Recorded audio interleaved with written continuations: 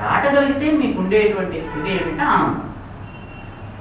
జరిగినా జరగకపోయినా ఏం జరిగినా అవతలవాడు చేసినా మనం చేసినా ఏం చేసినా ఒక సంతోషం అనేటువంటి ఆనందం అనేటువంటి ఒక స్థితి ఉంటుంది.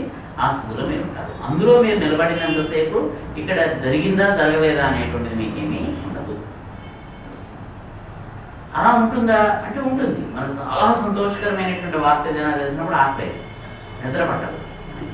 ఒక రోజైనా 2 రోజులైనా 3 రోజులైనా సరే మనం ఆ స్థితిలో మనం ఉన్నంతకాలము మనకి అసలు తిండి తిప్పలు వీటి గురించి వాటి గురించి ఆలోచించాం. పిల్లబెళ్ళి 6 రోజుల నుంచి అసలు ఎప్పుడు పడుకుంటున్నామో ఎప్పుడు లేస్తున్నామో ఏం తింటున్నామో ఎవరికి తెలియదు. ఆ పెళ్ళైన 6 రోజులు అసలు తిన్నామో లేదో ఆ క్షణంలో ఏదో మరీ ఆకలేసిందంటే ఏదో ఒక ముద్ద ఏది కనిపిస్తుంది, వేడిగా ఉందా చల్లగా ఉందా ఏమి మనకి రుచి ఏమీ లేదు, ఏదో తినాలి కాబట్టి తినేస్తాం అయిపోయిందంటే. మరి మిగిలిన రోజుల్లో కూడా అలా ఉంటామా? ఉండం. వేడిగా అన్నం లేకపోతే ఆవిడ మీద ఎగిరేస్తున్నాం, మేడ మీద ఎగిరేస్తున్నాం, హెడ్ చూసుకోవాలి కదా, ఇలాగా అన్నీ అయిపోతాయి. అంటే స్థితిలో మనం ఉండలేక కాదు, ఉండం.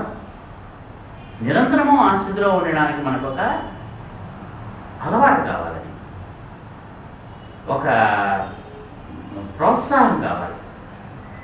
దీనికోసం వీళ్ళు ఏం చేశారంటే ఎవరో ఒకరిని ఆశ్రయించుకున్నారు, ముఖ్యంగా గురువుని. అయితే గురువు ఎవరు అనేటువంటిది అందరికీ తెలియదు. ఎవరిని ఆశ్రయిస్తాము మనకి తెలియదు, ఎవరిని గురువుగా భావిస్తాము అవి మనకి తెలియదు. అందుకని ఎవరికైనా సరే మనకంటే పైన భగవంతుడు అనేటువంటి వాడు ఒకడు ఉన్నాడు కాబట్టి, ఆయన అనేక రూపాల్లో వ్యక్తమవుతాడు కాబట్టి ఆయన్ని ఆశ్రయిస్తాం. ఆశ్రయించిన తర్వాత ఆయనతో ఒక సంబంధాన్ని మనం ఏర్పరచుకోవాలి. ఎలా ఏర్పరచుకుంటాం సంబంధం అంటే, నువ్వు నాకంటే చాలా గొప్పవాడివి, నువ్వు నాకు ఈ పని చేసి పెట్టే ఆ పని చేసి పెట్టే అంటే, నువ్వు నాకంటే గొప్పవాడివి అంటే మన ఉద్దేశంలో నువ్వు నాకంటే గొప్ప సర్వెంట్వి అంటే అల్లావుద్దీన్ అద్భుతదీపం లాగనమాట. వాడు రాక్షసుడు, వీడు ఏం కావాలంటే తెచ్చి పెట్టేస్తుంటాడు. మనకి ఆయన దృష్టి మన దృష్టిలో అంతే. మన దేవుడిని పేరు పెట్టినాము, నువ్వు నాకేం కాదు, నాకు ఉద్యోగం, మా అమ్మాయి పెళ్ళి, విద్యా సంబంధం ఇవి మన కోరికలు రోజు పొద్దున్న చెప్పేసుకుంటాం. ఆయన పాప మనం నోట్ చేసుకుని ఇవన్నీ తీర్చేసి రాత్రి వచ్చి సార్ నేను చెప్పినవన్నీ అయిపోయాయండి, తీర్చేసారండి, ఇంకా ఏవైనా ఉన్నాయా, పడుకుని పొద్దున్న లేచి ఇంకో పెద్ద లిస్ట్ చెప్తానులే అవి కూడా తీర్చేయి. అంటే మనం దేవుడు దేవుడు దేవుడు అని మనం అంటాం తప్పిస్తే నిజానికి ఒక పెద్ద సేవకుడు అని మనం అనుకుంటున్నాం అంతే. నీకు నచ్చింది నువ్వు చేసి పెట్టాను మనం ఎప్పుడైనా అడుగుతామా? నాకు నచ్చింది నువ్వు చేసి పెట్టు, నచ్చింది లేకపోతే 3 మంది ఏమనుకున్నాం నువ్వు ఒకడైనా మాకు అని కదా. ఎవరు చేసి పెడితే వాళ్ళ దగ్గరికి మనం వెళ్తాం. అది పొందడానికి మనకు అర్హత ఉందా లేదా మనం ఆలోచించాం. ఒకవేళ నిజంగానే ఆయన అది ఇస్తే నిలబెట్టుకోగలమా అది ఆలోచించడం. నిజంగానే తీసుకెళ్ళిపోయి మనని ప్రేమిష చేసాడు, ఏం చేస్తాం, మనకేం జాతకంలో పడుతున్నారు అనేది. అలాగా వాడు చెప్పింది వీడు చెప్పింది అలాగే ఎవరెక్కడ సంబంధం పెట్టమంటే పెడతాం, ఆవిడేం తింటే తింటాం. 4 రోజులు అయితే హై అవుతుంది బాబు నన్ను ఆ కాలేజీలో పాఠాలు చెప్పుకుంటే నేను నాకు అవసరం పట్టుకొచ్చి ఈ రూమ్లో పడి మరి నువ్వే కదా అడిగి అత్యున్నతమైనటువంటి పదవి కావాలి నాకు ఈ దేశంలోనూ, నాకు తెలిసి ఇదే కదా మరి ఇందులో తీసుకొని పడేస్తాను నేను వద్దులేవై మళ్ళీ తనకే పంపించేది. అంటే ఆ రకమైనటువంటి స్థితి మనం పొందగలమా లేదా ఏమి ఆలోచించి కూడా మనం అడిగేస్తుంటాం, మనం తీర్చేయమంటున్నాం. అలా కాకుండా నిజంగా భగవంతుడి పట్ల ఏం కలిగి ఉన్నారు అంటే ఒక రకమైనటువంటి బంధం, అనుబంధం. ఎటువంటిది? ఆయన ఒక తండ్రి, కాకపోతే మనకట్ట పై స్థాయిలో ఉన్నటువంటి ఒక మనం అనుకునే పరమ పురుషుడు, పరమాత్మ. ఏం చేయాలి? ఆయనలో ఉండేటువంటి గుణములు ఏవైతే ఉన్నాయో వాటిని నిరంతరం మనం ధ్యానం చేసుకోవాలి. చేసుకుని వాటితో ఐక్యం అవ్వడానికి మనం ప్రయత్నం చేయాలి. మనకి జ్యోతిశాస్త్రంలో ఒకటి చెప్తారు, ఎప్పుడు మనం ఎవరి గురించి ఆలోచిస్తుంటే వాళ్ళ చార్ట్ మన మీద పనిచేస్తూ ఉంటుంది, మన చార్ట్ పనిచేయడం అనేసి. మనకి ఒక చార్ట్ ఉంటుంది, ఆ చార్ట్ మామూలుగా మనకి పనిచేస్తూ ఉంటుంది. కాక ఎవరి గురించి అయినా కనుక మనం నిరంతరంగా కనుక ఆలోచిస్తుంటే, అంటే ఆ సమయంలో మన ఫ్రెండ్ ఎవరో గుర్తొచ్చాడు, వాడి గురించి మనం ఆలోచిస్తున్నాం. అదే చిన్నప్పటి నుంచి మనం చదువుతున్నాం, వాడు ఇప్పుడు ఎక్కడ ఉన్నాడు, ఏం చేస్తున్నాడు అప్పుడు మనం గుర్తు రావచ్చు.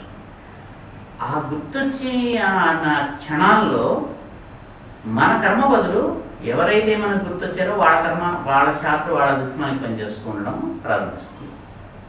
వాళ్ళ దశ కనుక మంచిదైతే అప్పుడు పనిచేస్తున్నటువంటిది మనకి మంచి దొరుకుతుంది. అంటే రోడ్డు మీద వెళ్తూ దుక్కున వాళ్ళు ఎవరో గుర్తొచ్చి ఆలోచించుకున్నాం అనుకోండి, వాళ్ళ పీరియడ్ కనుక బాగుంటే ఎవరో గమ్మని వెళ్తే అదేంటి నేను నడిచెళ్తాను మాస్టర్ రెండే ఎక్కింగ్ చేసుకుని తీసుకెళ్ళిపోతారు. వాళ్ళ దశ బాగాలేదనుకోండి, మనం ఆటోలో వెళ్తున్నా సరే ఆటో టైర్ పంచర్ అవుతుంది, సార్ ముందుకు వెళ్ళడానికి ఉండదు, దింపేస్తాడు, అక్కడి నుంచి మనకి బస్సు దొరకదు, ఆటో దొరకదు, నడుచుకుంటూ వెళ్తాం. అది మన చేత కాదు, వాడి చేత. ఎందుకని ఆ క్షణాల్లో మనం వాళ్ళ గురించి ఆలోచిస్తున్నాం. అందుకని పెద్దగా ఏం చెప్పారంటే, నువ్వు చేసేటువంటి ఆలోచన మంచివాడి గురించి చెయ్యి, దానికే సత్సాంగత్యం అన్నాడు. నువ్వు నిరంతరము ఎవరైతే మంచివాళ్ళో, ఎవరైతే గొప్పవాళ్ళో, ఉత్తమలో వాళ్ళ గురించి ఆలోచిస్తూ ఉండు. అప్పుడు వాళ్ళకి సంబంధించినటువంటి కర్మ ఏదైతే ఉంటుందో అది నీ మీద పనిచేయడం ప్రారంభిస్తుంటుంది. నీ గురువు గురించి ఆలోచించుకో, భగవంతుడి గురించి ఆలోచించుకో, ఆ నామం ఏదో చేసుకుంటూ ఉంటావు. అప్పుడు ఏమిటవుతుంది, వాడు వీటన్నిటికంటే అతీతమైనటువంటి వాడు కాబట్టి వాళ్ళకి ఏ కర్మ ఉండదు కాబట్టి హ్యాపీగా ఉంటుంది. కాబట్టి నువ్వు కష్టమైనటువంటి స్థితిలో ఉన్నప్పటికీ కూడా నీ మీద వాళ్ళ తాలూకు ఛాయపడి నీకు సుఖంగా గడిచిపోతుంది. దాన్నే మాస్టర్ గారు సివివి గారు ఆయన చాలా అద్భుతమైనటువంటి దాని కింద తీసుకొచ్చి చెప్పారు. ఆయన ఒకటే చెప్పారు, మనం కర్మ అనేటువంటిది మనం చేసాం, దాన్ని మనం అనుభవించక తప్పదు. మనం చేసుకునే ఎవరు వేసినటువంటి పని, చేసినటువంటి పనికి ఫలితము వాళ్ళే అనుభవించాలి. దానిని మాత్రం భగవంతుడు కానీ గురువు కానీ ఎవ్వరూ మార్చలేరు. మనం ఏం చేయనిండి మనం చేసినటువంటి పని యొక్క ఫలితాన్ని వాళ్ళు మార్చరు. చిన్న చిన్న అడ్జస్ట్మెంట్ చేసి చేస్తారు, అంతకుమించి ఏమీ లేదు. మరి ఎలాగండి, ఇంకెందుకండి మరి గురువుని ఆశ్రయించడం, ఇంకెందుకంటే మనం జ్యోతిష్ శాస్త్రం తెలుసుకోవడం, ఇంకెందుకండి ఈ పూజలు అవన్నీ చేయడం అంటే, కర్మ అనుభవించడం కూడా రెండు రకాలుగా ఉంటుంది. సుఖంగా అనుభవించడం ఒకటి ఉంటుంది, కష్టంగా అనుభవించడం ఒకటి ఉంటుంది. సుఖంగా అనుభవించడం అంటే ఏంటి, మనకి చెడ్డ దశతో ఉంది, ఒంట్లో బాగాలేదు, తలకాయ నొప్పో లేదా కాలు నొప్పో జ్వరం వచ్చింది. అదే సమయానికి మన వాళ్ళు ఎవరో మన ఇంటికి వచ్చారు, మన చుట్టాలు ఎవరో ఉన్నారు, మనలే అమ్మో నాన్నో లేకపోతే అక్కో చెప్పారు. మన మంచం మీద పడుకున్నా కానీ చక్కగా మన పిల్లలకి వాడికి స్కూల్కి వెళ్ళడానికి వీటికి వాటికి వాళ్ళు చూసేస్తూ ఉంటారు. మనం మంచం మీద పడుకున్నా కానీ మన కాళ్ళ దగ్గరికి అన్నిటికీ మనం మంచం దగ్గర లేకుండా హాయిగా అన్నీ జరిగిపోతూ ఉంటాయి. రోగం అనేటువంటిది ఉంది, దాని తాలూకు బాధ ఉంది అనేటువంటిది నిజమైనా కానీ దానివల్ల మనం ప్రత్యేకించి ఎక్కువగా పడినటువంటి బాధమే లేదు. నిరంతరం పక్కగా చక్కగా మనుషులు ఉన్నారు, వాళ్ళందరి దగ్గరలోనూ అసలు మనం ఆ రోగాన్ని అనుభవించడం అనేటువంటిదే మనకి ఇదైపోయింది. అంటే జరిగితే ఏదో అంటారు కదా, జ్వరం ఇలాంటివన్నీ కూడా చాలా హాయి అంటారు, ఇటువంటివన్నీ కూడా.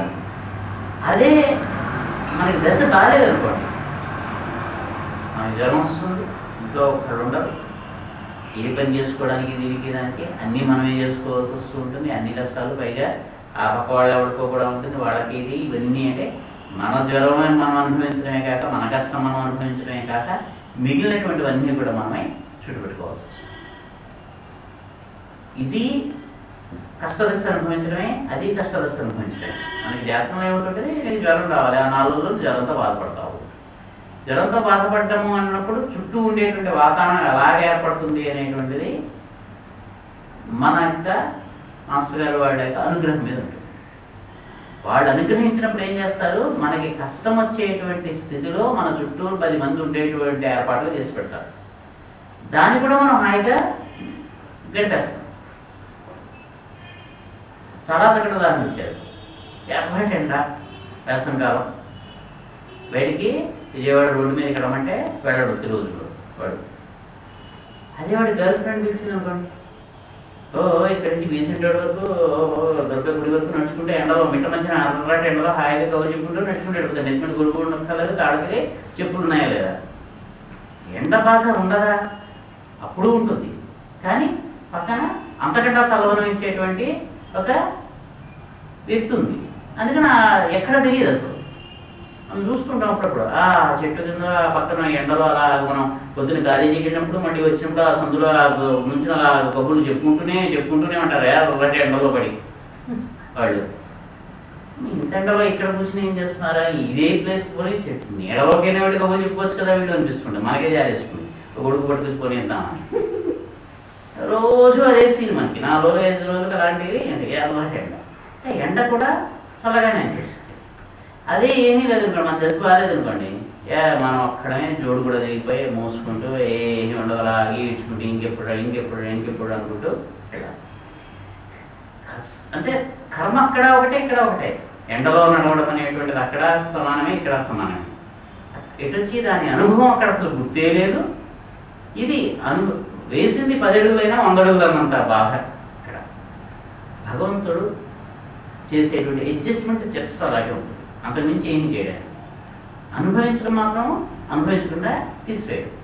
మనం మింగేటువంటి చేదు మాత్రకి కొంచెం పక్కన తీపి కూడా పట్టుకొచ్చి పెడతారు. ఆ తీపి రుచితో పాటు చేదు మనం మింగేస్తాం, చేదు మింగకుండా మాత్రం చేయడం. అది మాత్రం ఖచ్చితంగా చెప్తారు. మనం చేసుకున్నటువంటి పని ఏదైతే ఉంటుందో